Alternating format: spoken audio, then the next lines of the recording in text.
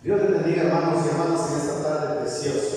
Amén. Es una bendición grande saludar a cada uno y a cada uno por nombre. Amén. Nos gozamos, ¿verdad? Amén. En la presencia de Dios. Hemos estado alegres en la alabanza.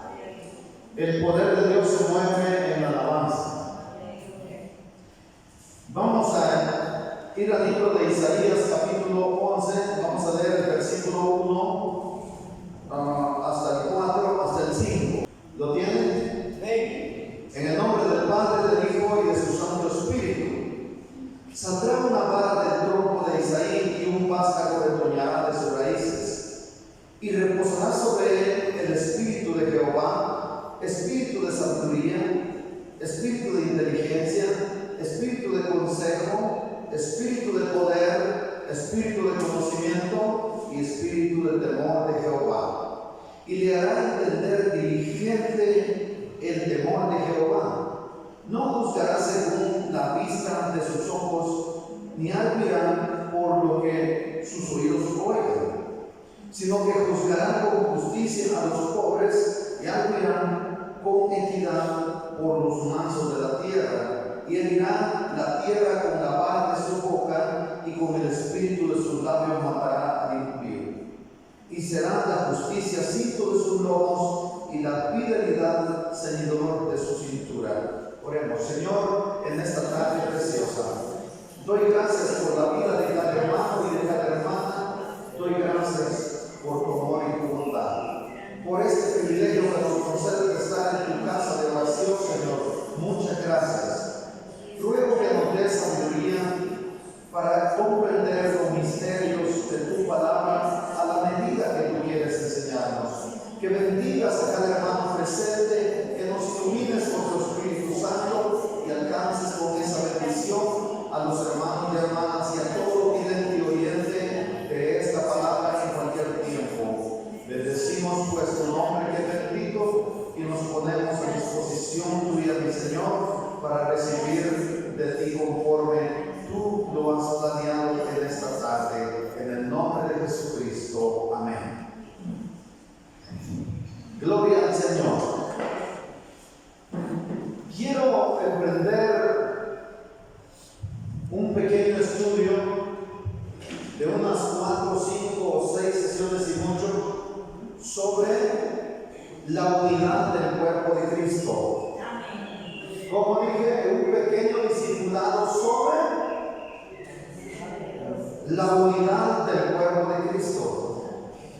Y hoy, para que podamos hablar de la unidad del cuerpo de Cristo, en esta tarde quiero introducirme dando a conocer unos misterios que encontramos en la palabra. Vamos a hablar sobre los 7 espíritus de Dios. A veces hemos oído mucho sobre el Espíritu Santo, ¿verdad? Hemos estudiado sobre los frutos del Espíritu y es glorioso, pero es necesario que conozcamos los 7 espíritus de Dios. Levante la mano. ¿Quién pensaba que Dios no tenía un espíritu? ¿Quién cree que es un espíritu? Entonces ustedes sí sabían que existen 7 espíritus de Dios.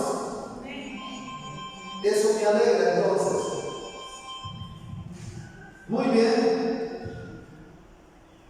La base fundamental para hablar sobre los 7 espíritus de Dios o las referencias bíblicas, recuérdese que en teología se dice que un texto sin su contexto solamente es un pretexto. No podemos hacer teología de lo que diga un solo versículo. Fundamentemos entonces lo que vamos a estudiar hoy basándonos en lo que dice Apocalipsis capítulo 5 en el versículo 6. Ahí habla acerca de los 7 espíritus de Dios y es cuando Juan estaba llorando porque no había quien fuera digno ni siquiera de mirar el libro que estaba atado con 7 sellos en la mano del Todopoderoso que estaba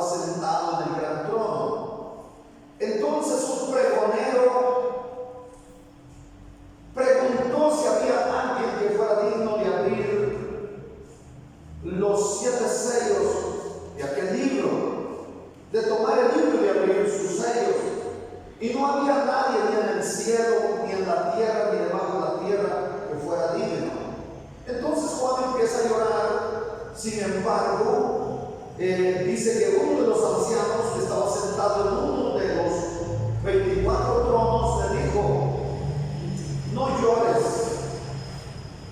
En nombre de la tribu de Judá, oiga, quiero que ponga cuidado en esto. La raíz de David, esa palabra, la raíz de David, quiero que la guarde en su memoria, escríbala con tinta indeleble, porque al rato hablaremos acerca de ello. La raíz de David ha vencido para abrir el libro y desatar sus 7 sellos.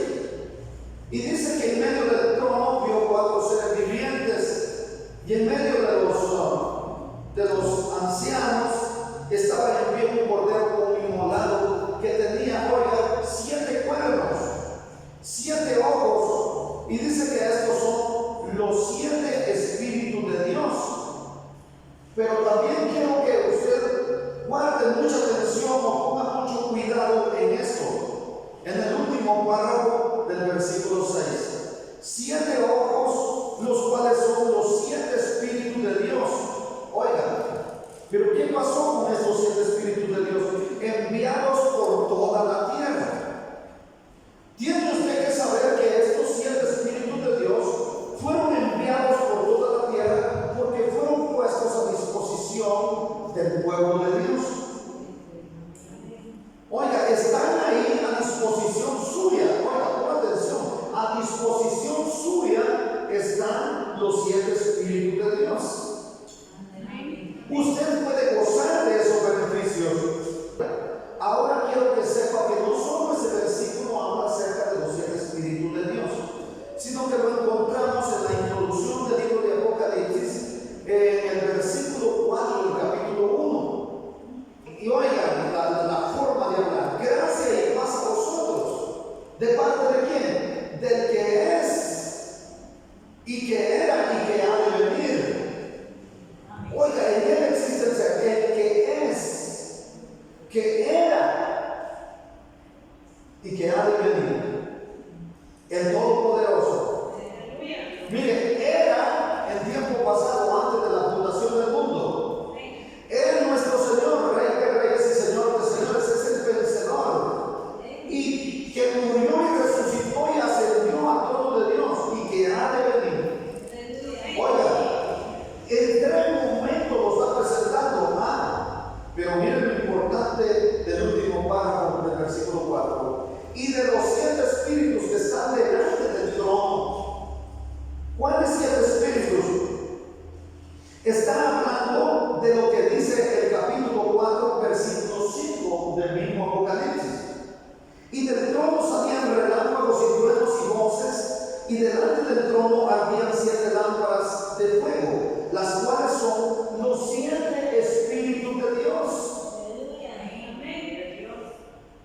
Si usted regresa un poquitito al versículo 1 del capítulo 3, cuando manda el mensaje al ángel de la iglesia en Sardis, él le dice: el que tiene los 7 espíritus de Dios y las 7 estrellas dice esto, y le manda el mensaje. ¿De quién está hablando entonces? Del que se presentó allá en la isla de Patmos, y que cuando Juan lo ve, dice que cae como desmayado, y entonces lo fortalece.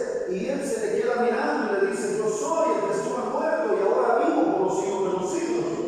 Oiga, y tenía los pies como bronce bruñido, los ojos como sangre, como llama de fuego. Oiga, y tenía un cinto de oro en su cintura. Y en cada uno de los mensajes a las 7 iglesias de Asia, él describe esas características del Señor. Pero ahí a la iglesia en Sardis le dice: el que tiene los 7 espíritus de Dios y las 7 estrellas. Hermano y hermano, suficiente base para que nosotros no dudemos acerca de los 7 espíritus de Dios. La Biblia lo fundamenta una y otra vez. Y como les voy a hablar de la unidad del cuerpo de Cristo, es necesario que sepan de qué manera tenemos o logramos esa unidad. Y tienen que saber que a través del Espíritu Santo Dios ha puesto 7 espíritus a disposición de nosotros para que gocemos de diversidad de dones, para que el cuerpo de Cristo sea edificado, para que el cuerpo de Cristo esté beneficiado. Hermano y hermano, hermano, es importante la comunión del cuerpo de Cristo. Pero esa unidad la vamos a conocer enseguida. Hoy me voy a introducir dándoles a conocer a través de qué nos une el Señor. Entonces, por eso quiero que conozcamos a grosso modo lo que está hablando el capítulo 11 del libro de Isaías. Quiero que ustedes recuerden que el libro de Isaías es netamente profético y es Isaías el profeta más respetado dentro de los profetas mayores. Es el que más profetizó acerca del nacimiento, de la muerte, de la resurrección, del ministerio de Cristo, pero también de su segunda venida. En su segunda venida nosotros sabemos que el Señor hará muchas cosas. Sabemos que en su segunda venida se instalará el tribunal de Cristo, juzgará, compareceremos todos al tribunal de Cristo. Ninguno que comparezca al tribunal de Cristo perderá su salvación. Solo que en el tribunal de Cristo compareceremos para recibir galardones. Además, se instalará, de hecho la Biblia dice en el Apocalipsis, Juan dice, vi tronos y se sentaron en ellos los que recibieron potestad de juzgar. Es cuando se instalan los tronos del Señor, los juicios, se instalan tronos para realizar los diversos juicios. El juicio del tribunal de Cristo para la iglesia, el juicio a las naciones para ver quién está apto y quién llena los requisitos para seguir en la tierra durante el milenio y poblar la tierra. Estos estarán regidos con vara de hierro desde el campamento de los santos, es decir, de aquellos judíos vencedores, los que morirán al cortarle la cabeza porque no reciben la marca de la bestia. Habrá una resurrección para ellos y ya no habrá muerte. Ellos serán primicias, serán ellos los que estarán en el campamento de los santos, allá donde el Señor será el rey, y desde allá regirán con vara de hierro a las naciones. ¿Qué naciones? Porque la tierra se volverá a poblar durante 1000 años, y la gente que se quede no tendrá sino un solo gobierno, el de Cristo, desde el campamento de los santos. Por eso Satanás, después del milenio, como recuérdense que durante ese milenio Satanás estará atado. Al soltarlo, él vuelve a engañar a las naciones y les da el conocimiento que ahora tienen los grandes gobernantes. Les dice, ustedes no estén bajo ese dominio, convencerá a la gente, los engañará, porque dice que saldrá y engañará a todas las naciones, y les hará conocer la democracia y todo lo que hoy está viviendo el país, y ustedes saben que no hay paz. Entonces creará una revuelta contra el campamento de los santos y ellos tratarán de rodear el campamento y de destruir el reinado de Cristo, pero ustedes saben lo que les sucederá. Lo hemos hablado acerca de la guerra de Armagedón, acerca de Gog y Magog, lo que pasará. Bueno, entonces estará ese juicio a las naciones. Ese juicio, los que comparezcan ahí irán en cuerpo y alma, es decir, en vida, tal como ustedes están y como yo. Pero estas personas, ¿quiénes son? Los sobrevivientes de los 7 años de la gran tribulación. Es decir, estos soportaron a los demonios que salen del pozo del abismo con unos aguijones como el escorpión y atormentan por 5 años a las personas. Estas personas han pasado terremotos, hambre, han comido cosas extrañas y no recibieron la marca. ¿Qué le parece? ¿Soportará usted eso? Pero ni un mes soporta usted que la sienten en alacranes. Le aseguro, nosotros los latinos no tenemos esa capacidad. A usted solo le enseñan el lazo que la van a ahorcar y usted renuncia a Cristo. Por eso a usted no le conviene quedarse a la gran tribulación, usted no soporta. Oiga, hermana y hermano, yo he visto gente de esta iglesia salir huyendo solo porque le dijeron que yo había predicado tal mensaje por ella o por él, y agarran camino y se van. Oiga, hermanito,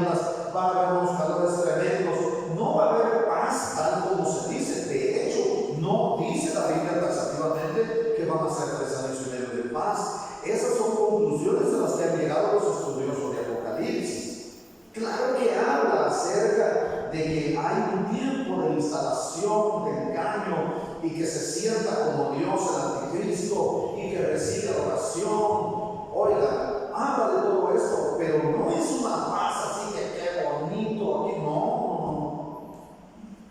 Hermana y hermano, por eso yo le hablo de 7 años de la gran tribulación a la gente que se quede para poder ir al juicio de las naciones. Yo no creo que el poder grande aguante una persona.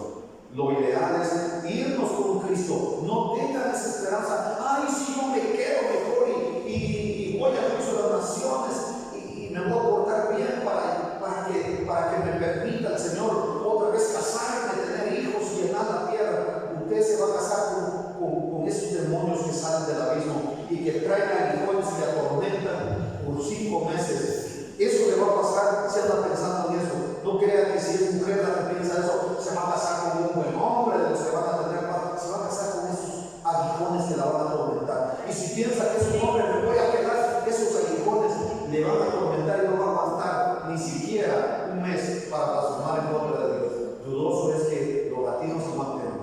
Lo ideal es que nosotros no vayamos en el arrebatamiento de la iglesia. Es más, los que se quedan a la gran tribulación, esa es la única salida que tienen, soportar esos 7 años e ir al juicio de las naciones. Pero ¿qué le garantiza que no nos mandarán los terremotos? Las pestes, las plagas. Ni hablar de eso. ¿Qué más habrá? El juicio a las 12 tribus de Israel. Esos son los tronos. Así que el capítulo 11 del libro de Isaías habla acerca del reino milenial de Cristo. ¿Cómo lo sabemos? Porque esta es una de las grandes profecías mesiánicas.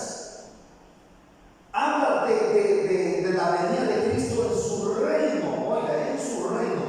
Recuérdese que la primera vez Él no vino en su reino. Él se hizo hombre, tomó la forma de siervo, vino a buscar y a salvar lo que se había perdido. Entonces este capítulo nos está hablando de la segunda venida de Cristo para establecer su reino milenial, pero también para juzgar al mundo por su maldad. En este capítulo también se nos describe el programa de ese milenio. Es decir, nos está hablando del rey que viene, el propósito y cómo se desarrollará su reinado. ¿Cómo lo sabemos? En el versículo 1 y 2 habla netamente de la persona de Cristo como rey. Y habla también del linaje de David. En el versículo 3 al 5 habla del propósito de esta profecía. Del versículo 6 al 7 nos da detalles sobre la venida del reino de Cristo. Y del versículo 10 al 16 habla sobre ese programa. Entonces ahora ya le detallé lo que describe de qué manera está dividida esa profecía. Pero no vamos a hablar sobre eso netamente. Es para que usted entre en sintonía conmigo. Vamos a hablar únicamente de los 7 espíritus de Dios, porque vamos nosotros a aprender sobre la unidad del cuerpo de Cristo. Amén. Isaías 61, ¿cómo comienza?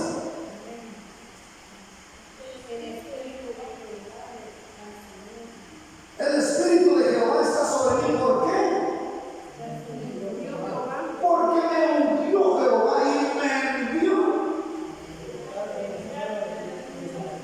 Buenas nuevas a los abatidos. Oiga, ¿quién es un abatido? ¿Quién es un abatido?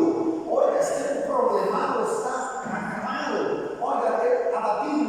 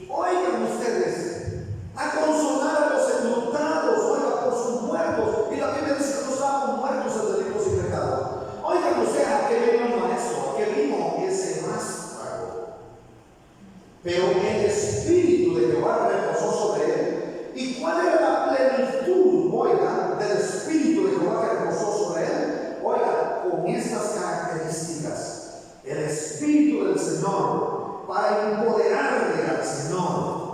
El espíritu de sabiduría, de inteligencia, de consejo, de poder, de conocimiento y de temor del Señor. 7 espíritus de Dios. Oiga, hermano y hermano, el número 7 se dice que es el número de la perfección. Mucha gente dice que el número 7 es el número de la perfección. Sin embargo, no necesariamente debe representar la perfección, sino la idea principal del número 7 es la plenitud. Algo que es completo. Eso es la plenitud, completo. Por eso hablamos de la plenitud de Cristo. Él es pleno. ¿Por qué? Porque Él es completo, a Él no le hace falta nada. Mire, acerca del Espíritu de Dios, con esas 7 dimensiones, en Juan capítulo 3, versículo 34, dice que Dios no da el Espíritu por medida. No da el Espíritu por medida. ¿Por qué dice que no da el Espíritu por medida? Hermanas y hermanos, porque los 7 espíritus de Dios fueron enviados por toda la tierra y depende de usted. Porque tampoco viene entrando a todo hombre y a toda mujer que solo porque los quiera, sino que hay que llenar algunos requisitos. Efesios 5:18 habla y aconseja y dice: ser llenos de ¿qué? Ser llenos del Espíritu. ¿Pero qué Espíritu? ¿Qué Espíritu? ¿Cómo sabemos que es el Espíritu Santo? Porque solo dice que seamos llenos del Espíritu. Porque ese es el Espíritu de Dios que Él dijo que lo dejara cuando Él se fue. Es cierto, ese es un fundamento. Pero también porque está escrito con E mayúscula. Siempre que usted encuentre en la Biblia Espíritu con E mayúscula, se refiere al Espíritu Santo. Y cuando encuentre Espíritu con E minúscula, se refiere al Neshama de Dios, al hábito de vida, al Espíritu, oiga, que hay en usted. O puede referirse también a espíritus malos. Entonces, allí estamos. Al igual que cuando usted encuentra escrita la palabra Dios con D mayúscula, se refiere a Dios Todopoderoso. Y cuando encuentra escrito Dios con D minúscula, se refiere al diablo o a demonios o a ídolos.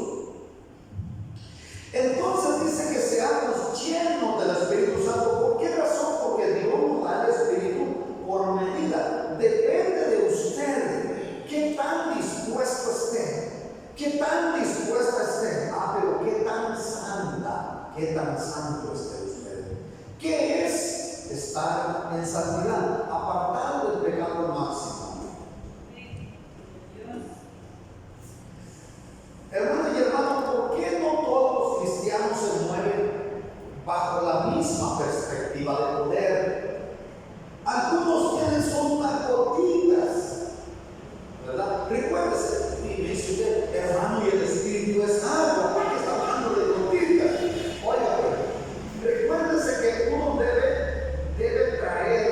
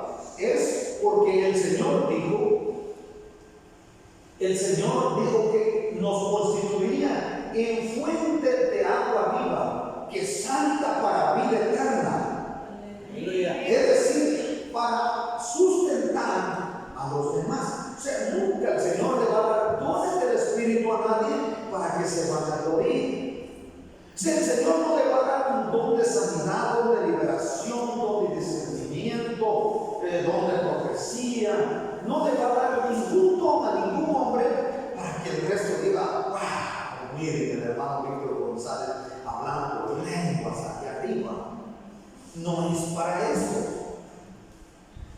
El don de lenguas es bíblico, pero la Biblia dice que eso sirve para edificar al que las habla, no para la iglesia, porque la iglesia no entiende, porque Dios con esa persona está hablando misterios.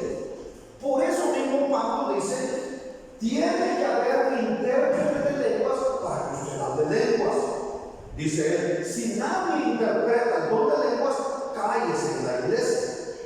Si no hay un intérprete de tus lenguas, tú estás hablando aquí violando las Sagradas Escrituras. Eso dice la Biblia. Ahora, ¿qué debo hacer yo? ¿Qué debe hacer usted si Dios le da el don de lengua? Bueno, Señor, mira, yo miro que alguien desarrolle el don de interpretación de lengua. Tú me has dado ese don, Señor. Entonces, como no miro que nadie, el Señor, se ponga pilas para recibir ese don, entonces, Señor, dame también a mí ese don. Si tú me diste ese don de lenguas angelicales, también me puede dar el don de interpretación, Señor, porque yo no miro que alguien se interese en esto. A Dios hay que hablarle sinceramente. Y yo he visto personas que interpretan la misma lengua que están hablando. Yo vi al pastor de la iglesia de Apocalipsis allá en el puerto San José, como nadie interpretaba, el hermano hablaba lenguas y luego iba interpretando. ¿Y sabe dónde vino también otro muy bonita otra acción en la iglesia? Fue en la Emanuel. La pastora, mi hermana Gaby, empezó a hablar lenguas, tanto que hasta empezó a cantar lenguas, y el hermano subió y empezó a interpretar la lengua. El hermano no tiene ese grito que ha venido aquí. Y empezó a interpretar las lenguas. Cuando terminó, la hermana dijo, me impresionó el hermano Tony, porque yo estaba hablando, ella hablaba en español, ella hablaba, pero como estaba en el Espíritu, su plática en su oración se transformaba en lengua angelical, y el hermano repitió exactamente lo que ella estaba queriendo decir. Y la hermana dio ese testimonio y yo lo vi. Muy bien, hermanos, continuemos entonces. El Espíritu no se da por medida. Por eso dije que algunos tienen algunas gotitas, y por eso cuando de pronto usted ve, se le sale una lágrima cuando está aquí cantando. O sea, viene ese gozo del Espíritu porque hay un pequeño poquito. Otros tienen al menos así del vaso, otros una cuarta parte del vaso, otros a la mitad. Y habrá alguno en la historia que haya tenido el vaso lleno, por ejemplo. ¿Habría alguno? ¿Quién? El Señor Jesús. Y no mira que ahí dice, pues, el pasaje que leímos, dice que tiene 7 espíritus. He dotado de 7 espíritus, y ahí nos está escribiendo, y usted los acaba de leer conmigo. Reposará sobre él el espíritu de Jehová, y empieza a describir los 7 espíritus. Y cuando nosotros recordamos lo que decía el libro de Apocalipsis, nos damos cuenta que también fueron puestos a disposición de la iglesia. Y cuando nosotros recordamos Isaías 61, el Señor mismo, oiga, el Señor mismo leyó esa escritura y dijo, hoy se ha cumplido esta escritura. ¿Se recuerda que lo leyó, verdad? Pidió que le llevaran la ley y leyó exactamente en Isaías 61. Y dijo, el Espíritu de Jehová está sobre mí, porque me envió Jehová, me ha enviado a predicar buenas nuevas a los abatidos. Y empezó a describir, y sale, y llegó hasta libertar a los cautivos.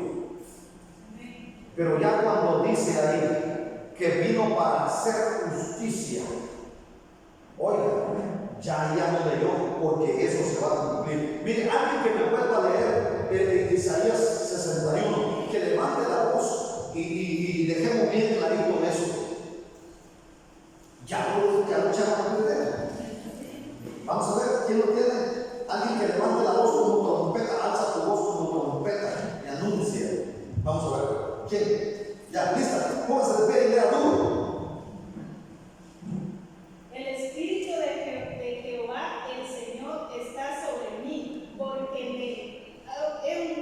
porque me ha ungido. Jehová me ha enviado a predicar buenas nuevas a los abatidos, a vendar a los quebrantados de corazón, a publicar libertad a los cautivos y a los presos, a aperturar de la cárcel. Y a los presos apertura de la cárcel, sí. A proclamar el año De la buena voluntad de Jehová. Hasta allí leyó el Señor en el templo. A proclamar el año de la buena voluntad de Jehová. Oiga, pero ya no continuó. Porque el resto, ¿qué dice? y el día de venganza El día de la venganza del Dios nuestro. ¿Sabe cuándo es el día de la venganza? El día del Señor. ¿Dónde se describe? Siempre en el libro de Isaías. En el capítulo 13, en el versículo 7, empieza a describir. Y dice, aullar, oiga, se endecha, llorar, lloren, giman, porque cercano está el día del Señor. Un día, oiga, terrible. Oiga, yo que usted ya no estuviera leyendo. Ese es el día de la venganza del Dios nuestro. Léalo, hermano, ya lo tiene. Ya, porque cerca está el día de Jehová. Vendrá como asolamiento El Todopoderoso. del Todopoderoso. Sígale. Por tanto, toda mano se debilitará y desfallecerá todo corazón de hombre. ¿Por qué? El 9 dice, ¿por qué? 9. ¿Por qué va a debilitarse toda mano y va a desfallecer todo corazón? El corazón se va a poner como agua. Oiga, no van a sostenerse, se van a apagar, se van a asustar. Oiga, la gente se va a aterrorizar y todos esos valientes van a dejar de ser machos y se van a convertir en una criatura miedosa. ¿Por qué? Por lo que dice el 9. He aquí, el día de Jehová viene. ¿Cómo viene? Terrible, Terrible. indignación y ardor. ¿Por qué es terrible? Porque él viene indignado, trae ardor de ira. Oiga, ¿para qué? ¿Por qué? ¿Qué hará? Para convertir la tierra en soledad. ¿Oyeron eso?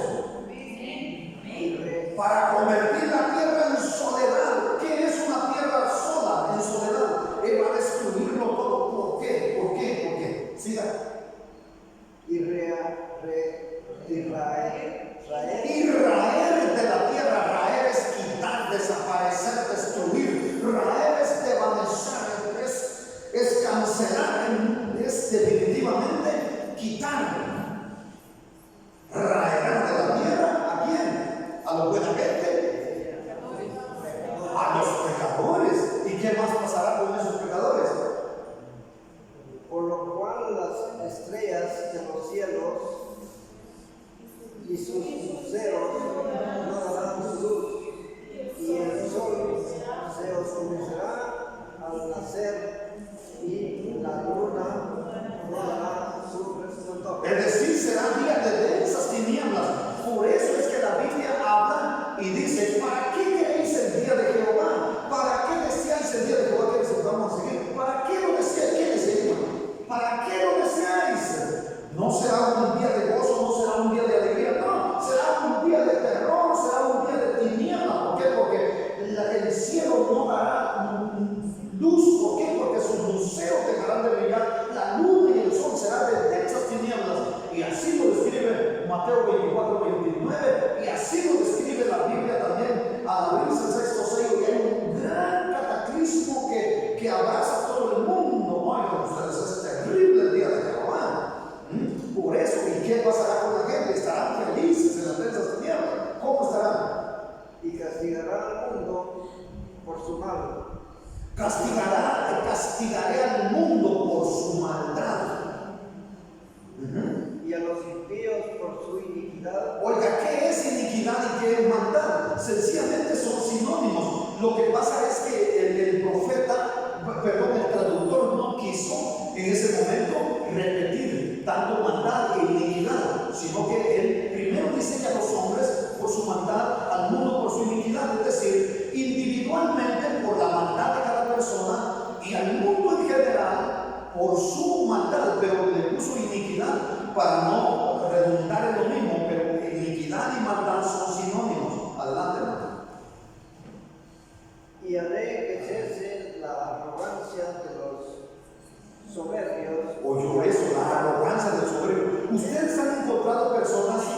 van montados en caballos y casi le echan el gran caballo encima, gente que va con perros y de pronto el perro hasta le quiere morder a usted y se sienten felices cuando los grandes perros le asustan, gente que ve aquellos carros y no le importa pasarle a usted y llenarle de charco, gente que va en sus grandes carros y ni siquiera le cocinan, gente que le mata sus pollitos, que le mata sus cochitos y ni siquiera le dice disculpe. Esa gente es arrogante por lo que tienen, se creen por lo que tienen, se creen por lo que son. Hay gente queriendo humillar a la demás gente. Pero ¿qué va a pasar con esos arrogantes? ¿Qué dice que va a pasar con ellos? Y abatirá a la altivez de los fuertes. La abatirá, ya no tengo que explicarle. Viene como un fuerte viento desolador que destruye todo, lo abate, lo hace para allá y ellos van a estar indefensos. Síganme. Haré más precioso que el oro. Oye, para ustedes.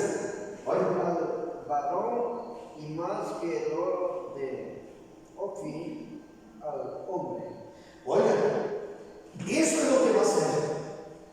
Para ustedes hay esperanza, ¿sabe cómo? Como dice que ustedes saltarán como becerros en la manada. Aquí lo dice Malaquías. Pero el resto, oigan, vendrán días ardiendo como un horno, para ellos fuego y para el pueblo, oigan, alegría, que saltarán como becerros en la manada. Aquí dice que aquellos llegarán a su fin, el Señor acabará con toda esa maldad, con todo eso que están haciendo.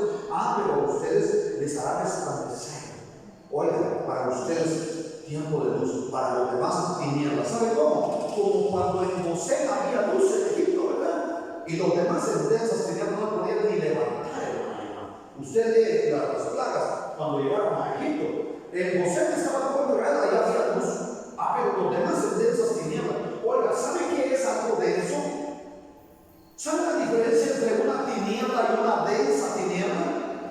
Es decir, ya, gracias, puede descansar ya. Miren, pues la diferencia entre densas tinieblas y tinieblas comunes es que la tiniebla sencillamente hay ausencia de luz. Pero las densas tinieblas es algo homogéneo. Es decir, usted hace así y palpa como hule la tiniebla. ¿Qué le parece?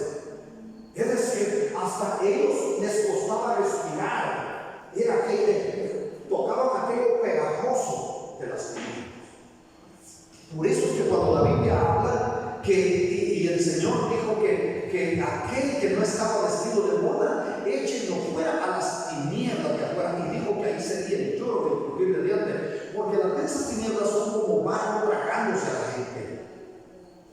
Y en el infierno eso será lo que pasa en el lago de fuego. Aquí fuego, aquí tormento, y están en tinieblas. Es un fuego oscuro, es algo denso.